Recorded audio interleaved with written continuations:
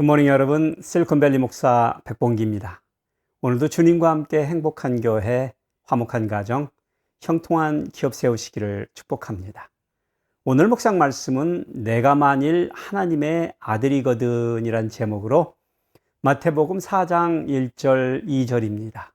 함께 읽어보겠습니다.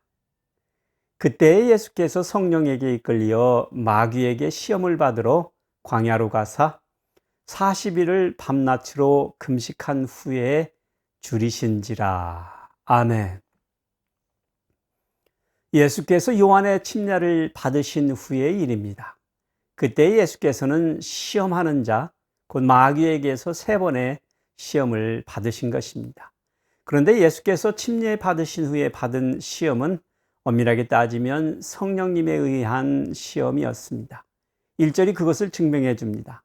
그때 예수께서 성령에게 이끌리어 라고 그렇게 기록되어 있습니다. 그 시험은 예수님께서 40일 밤낮 동안 금식을 하신 후에 벌어진 3가지의 시험이었습니다. 첫 번째로 돌들로 떡덩이가 되도록 하라는 것이었습니다. 40일간을 줄인 예수께서 사실 돌덩이들이 빵으로 보일 정도로 줄이신 상태에서 마귀는 내가 하나님의 아들이거든 그 돌들을 빵으로 만들어 먹으라고 시험한 것이죠. 그러나 예수님께서는 사람이 떡으로만 살 것이 아니요 하나님의 입으로부터 나오는 모든 말씀으로 살 것이라고 말씀하셨습니다. 그의 유혹을 그렇게 물리치셨습니다. 그렇습니다. 돌을 빵으로 만들 수가 없어서가 아니라 사람은 빵을 먹어야 그 몸이 살고 하나님의 말씀을 먹어야 그 영이 살기 때문입니다. 둘째로 성전 꼭대기에서 뛰어내리라 하였습니다.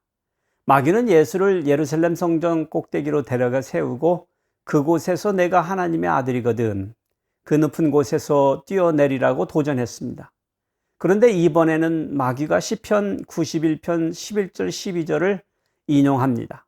그가 너를 위하여 그의 사자들을 명하시리니 그들이 손으로 너를 받들어 발이 돌에 부딪히지 않게 하리로다 라는 말씀으로 하나님을 의뢰하는 자를 하나님께서는 절대적으로 보호하실 것을 시험해 보라고 미혹한 것입니다. 그러나 예수께서는 주 너의 하나님을 시험하지 말라 하였느니라 라며 그의 유혹을 그렇게 물리치셨습니다. 그렇습니다. 하나님을 믿는 자들은 하나님을 시험하여 무모한 기적을 바라며 그의 사랑을 확인하는 자들이 아니라 자신을 거룩하게 지켜 하나님의 뜻을 믿는 자들이기 때문입니다. 셋째로 마귀에게 경배하라 하였습니다. 마귀는 마지막으로 예수를 지극히 높은 산으로 데리고 가서 천하만국과 그 영광을 보여주며 만일 마귀 자신에게 엎드려 경배하면 그 모든 것을 주리라 라고 유혹합니다. 10계명의 제1계명과 2계명을 어기도록 미혹한 것이죠. 하지만 이번에도 예수께서는 사탄아 물러가라 외치시며 주 너의 하나님께 경배하고 다만 그를 섬기라 하였느니라 라며 신명기 6장 13절의 하나님의 말씀으로 마귀의 유혹을 단칼에 물리치십니다.